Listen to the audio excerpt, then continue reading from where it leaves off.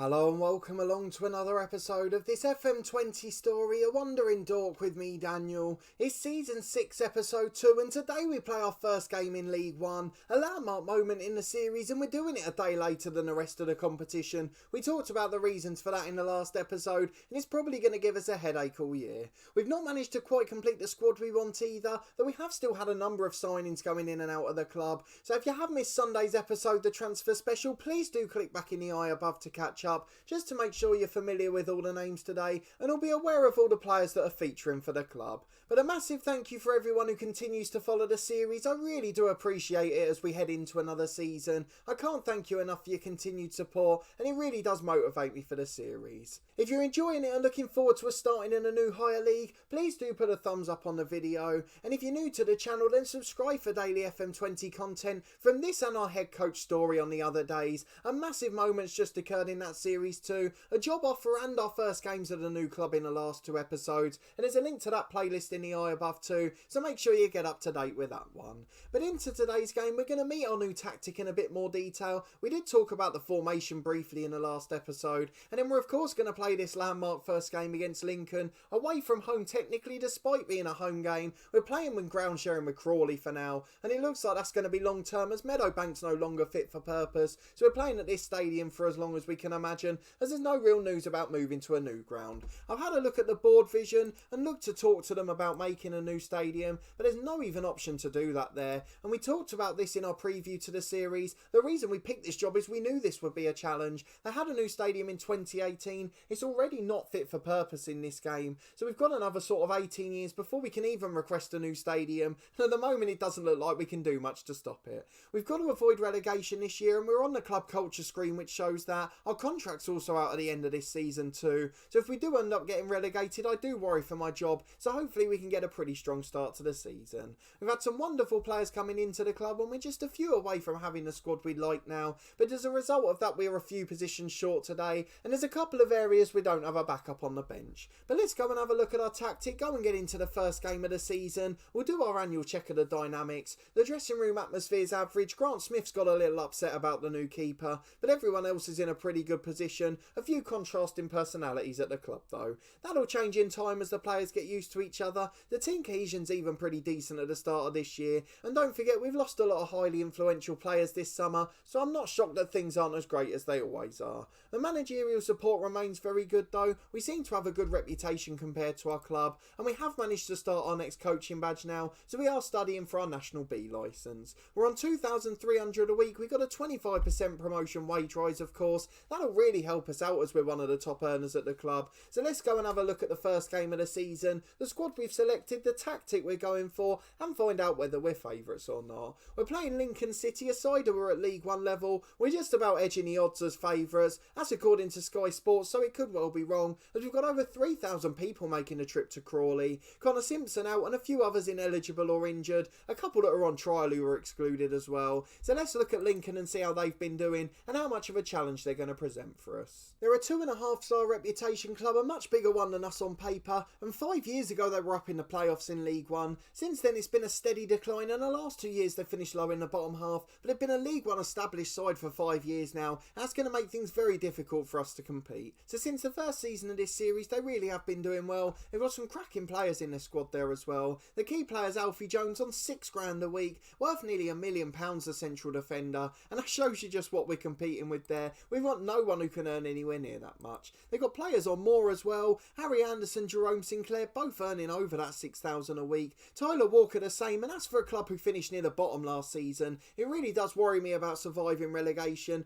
We thought we've got some really good players in. We were excited about the loan players in particular, but these guys are just a class or two above, and that really does make things a bit difficult for us. But let's go and get into this game, have a look at our lineup and the tactic in detail. A few new players coming into the club, one that proves what we were talking about in the end of season review, utilising the loan market and getting a first team player back. We couldn't ask for much more at this early stage of the save, but let's talk about the 11 and 18 first, and then we'll talk a bit more about the roles they're playing in. So we've gone for Harry Campbell as our new number one, the keeper we signed in the summer. It wouldn't have been the case if Grant Smith hadn't thrown the tantrum, but as a result I've got to give Campbell a chance, try and keep the morale high in the lineup. We've gone for Matt Smith at left back, the new loan signing. Simpson continues at right back after last season. Sherrin's alongside the new loan boy Walker at centre-half, Tom Cook back from his loan spell on the right wing, Thompson over on the left, they're in deeper wide midfield roles, Matthew Smith and Stefan Moles continue in the middle, and then Parkhouse and Whittaker have to play up front. We're still waiting for one more transfer to come in up front, and we've also got an injury to Connor Simpson, our new target man, so we haven't even got a striker on the bench today. The likes of O'Connell from last year, Callum Wright, Ryan Brooms, Amura and Jones all on the bench, and then Judd and Humphreys Durnley, two of the new signings, hopefully giving us a bit of class if we need it. So as you can see, we are playing a slightly different tactic this year. Nothing's changed in terms of roles and duties or even position bar the two wingers. They've both dropped back into the midfield four on winger support duties as they were previously, but of course last season they were up in attacking midfield, whereas this season they're back in a flat midfield four. We're not really changing too much of the mentality for now. I'm quite keen on keeping our play as similar as possible, get the familiarity high, keep the tempo up where possible, and of course keep that team cohesion pretty decent, not missing out on those tactical changes. So the front two are going to be crucial this season. We might have to drop the target man to a support duty, but I think for now we've given ourselves the best possible chance with just two more players potentially to come in. We've got a centre forward and a centre half where we're a little bit light in both areas, but unfortunately we can't do much about that now. So let's get into this game against Lincoln City to start the season and see if we can get a win to start off our League One campaign. Well, interestingly, it's a 4-1-4-1 for Lincoln, a pretty cautious setup from them, I'd say. Anderson and Declan John, the fullbacks, both recognisable names. Alfie Jones, as we mentioned, in a holding role. Sinclair, the high earner, on the left wing. And then Tyler Walker up front, he's a really good player. So they've got a fair few good options to choose from there. George Long in goal, he's a pretty good name as well. I'm sure we had him last season in one of our saves. Correct me in the comments if I'm wrong there. But otherwise, a really good lineup for them. And I'm a little bit concerned about how we'll get on today. I've got to go and see what the media preview was. Where were they predicting Lincoln to finish, and more importantly, what about us? And then after the game we'll look at the average wage spend as well, just to see how tiny our budget is at this level. But in terms of the season preview, we're actually predicted 17th, Lincoln 21st place. That makes no sense at all. They've got a far better squad than us on paper. I know it's all fairly tight in terms of odds, but I can suddenly see why we're favourites for this one. The four promoted sides, actually none of them predicted to go down, and we're predicted higher than playoff winners Bolton. It's a little bit of a surprise based on reputation, but I can't quite fathom why we're predicted to finish higher than Lincoln when they've got better players and a far bigger budget. Luton came down, my beloved club. They're up in second in the predictions table, so let's just get into this first game of the season and see if we're going to be able to compete much. We're going to go to the dressing room, encourage the lads. Hopefully they'll pick off where they left off last season. We finished the year with a 3-0 win in the last episode, so let's see if we can do the same again today. A good transfer window in general. Of course we still got a couple of weeks to go. One or two new faces might come in yet. Those two positions in particular we talked about, both centre half and centre forward in the spine there. But with 15 gone, we've had no real chances. Lincoln only had the one shot in truth, and we're back with our first highlight in the middle of the pitch now. Joe Thompson picking it up on the left. A new left wing combination with Matt Smith. Long ball over, it's a perfect route one. Into Whittaker, he must have been offside. It's straight at the keeper and a free kick is given. The first one is another offside highlight. What a way to start the season, the same way the last finished. Plenty of them in the last episode of last season. But as we come back with a quarter of the game gone, I've got to say the public beta is out now for FM20 and it attempts to fix a lot of these issues. So in the next episode we will be utilising that one, and I'm hoping that'll fix a lot of these problems. We should have a new striker then as well, so we might be a bit more prolific in front of goal. As George Long goes long downfield for Lincoln, it's flicked on towards Tyler Walker, the striker. Back to Jones, the skipper. Into the right hand side, there's an overlap from the fullback Harry Anderson. He's trying to beat the winger, delivers to Walker, cleared away by our own defender Jack Walker. It's a little bit confusing up there, a lot of familiar names. Two Smiths in the lineup for us today. Both of them have got the first name Matt as well, so we might have to go for Matt and Matthew. Sinclair scores a volley there, that's out of nowhere. Looked like it was going to drop a little bit badly for him, but he volleyed it in right footed from the left side of the box. Simpson just couldn't get close enough. I can't be devastated, we expected to struggle. Lincoln lead 1-0 this time. Lincoln lead 1-0 with half an hour gone, but considering they're a favourite to go down this year, that shows how much we're probably going to struggle. Here's Walker on the left though with the ball into the box. Declan John hacks it away long, but it falls for Thompson who's going to go wide again. In fact, he goes back inside to Walker. Whittaker in, it's a brilliant save. Instinctive from the goalkeeper there, George Long. He got in behind the defender, but just came and smothered the shot. Got a left arm to it, put it behind. And it's a corner kick to be taken by Stefan Moles, and outswinger headed away at the front post. Sherrin's going to recycle possession though, 30 yards out, he gets a great ball out wide, in towards Parkhouse but is cleared away. Cook intercepts, first challenge in second, falls for Whittaker 25 yards out. He finds Parkhouse who keeps it alive, but we're being forced a little bit backwards by the away side. 10 minutes to the break, the highlight finally ends. We're trailing 1-0 at home to Lincoln. It's been a pretty even game, but it's just that good finish, the only thing separating the two sides here. So half time, not really the best performance, although we are unlucky to be behind at the break. Neither side have really done much, so we'll tell the lads we're disappointed, and in we go to the second half with our new look side. Let's see if we can get ourselves back into it. We've got a couple of staff to meet after this game as well, a few little things to look at around the club, and we've made some additions that will hopefully help us long term, but let's see if we can get a point out of this game first. Over to Cook on the right hand side of midfield, just trying to push over halfway there. We're a little bit deep with those wingers. Now Matt Smith's turn the defence again into Parkhouse 1-on-1, but of course he doesn't even manage to get his shot away. Took ages and took the defender to get back with him. But another brilliant ball from Matt Smith. It looks like he's going to adapt to this level again. Moles delivers into the box, headed away to Cook. 20 yards out goes for the volley, and it's fallen to him again to go wide to Moles. Into Thompson at the back stick. We talked about his aerial threat in the last episode actually. Really tall player playing over on the left wing, but this time his header goes harmlessly over. 10 gone in the second half. We're just about on top of the stats, but we still trail 1-0 at home here, and of course that's the most important stat of them all. The real trouble is for us, we haven't got a home ground. We're travelling to Crawley every time we play at home, and with 15 to go we'll go and make some more changes and hope they can make an impact in the last 15. So two immediate changes. Humphreys Durnley, the new signings, coming on. He'll replace Moles as the box-to-box midfielder.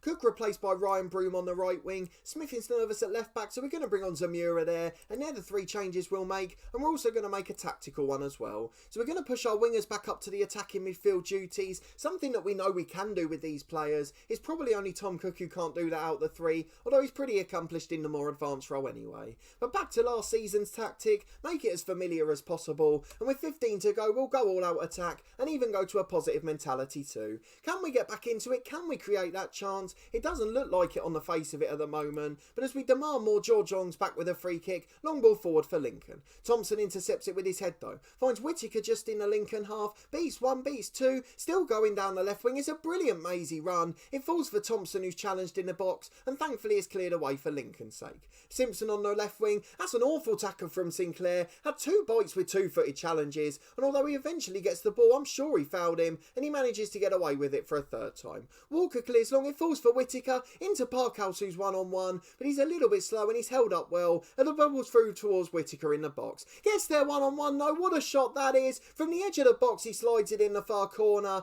It's a good curling effort and we're back on level terms. 5 minutes to go and we're managing to nick a point, and Terrell Whittaker at yet another level gets a goal. Looks like his third successive division. I don't think he played for us in the National League South. He didn't. He joined us back in the National League. He's managed 26, 17 and 15 goals, and he's back again with more today. In towards Walker, it's a free kick into the box. We're right on top as we come towards stoppage time. Smith delivers, Whittaker's in there. Harry Anderson just about heads it away. It falls for Matt Smith again who delivers. Down to Parkhouse who's got a good chance. Should have hit the back of the net. It's another clear-cut one, but it's straight into the arms of George Long. Grayson delivers for Lincoln. Jones in the box. Alfie Jones heads in to win it. Lincoln nick it 2-1. Look at the clear-cut chances. 4-0 to Dorking on that front. We just can't take them at any level of the game, and Lincoln steal it in stoppage time. A really decent display on our first day. We were good for a point in that one, to be honest, but in the last 5 minutes we threw it away, and in stoppage time we conceded the winner.